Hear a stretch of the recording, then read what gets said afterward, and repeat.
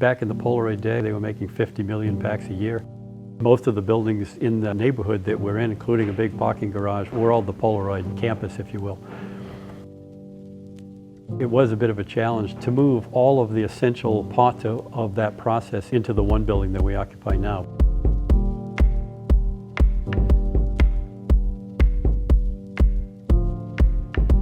My name is Steve Hershen, and I'm the Chief Technology Officer here. I joined the company in 2013 after working at Polaroid for more than 30 years.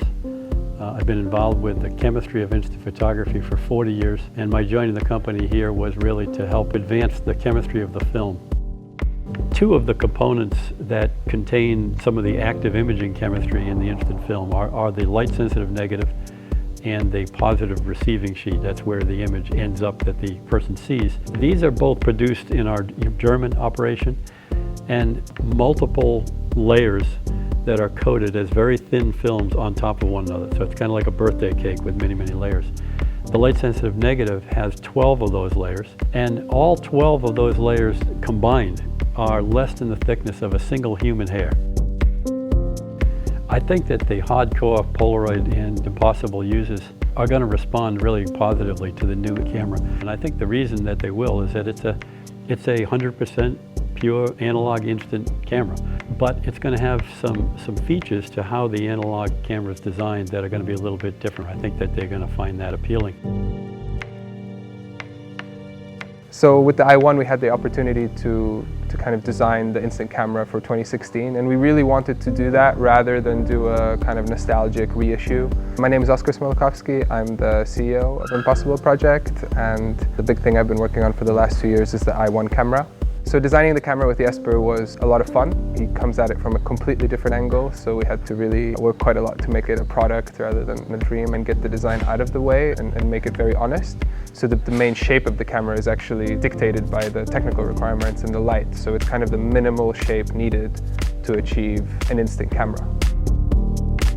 So I think the funny thing about the Impossible Project and analog photography is that it was always started by a guy who wasn't a photographer. It was started by a guy who just loved the product and loved the feeling of shooting something and holding it in his hand. It was kind of the iPhone of its time in the 70s and the 80s. It was the point-and-shoot camera. And only now, when point-and-shoot has a new meaning, it's become this photographic experience which we want to give to people.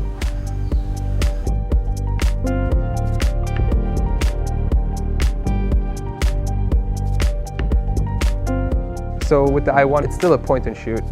We know that people love to take portraits now. They also love to take selfies, so we have a ring flash, which makes those great. So you control the camera with full manual mode. We put a lot of interesting inspirations into the app that teach people about analog photography. So not only can you control your camera with your phone, you can actually learn about the different things it can do, and it guides you through it. On top of that, the kind of things people would expect, autofocus, it takes a better, sharper picture than most of the old instant cameras. It's got a mechanical viewfinder, which I really like. It's that touch of looking at the great stuff of the past and thinking, well, why isn't that here anymore?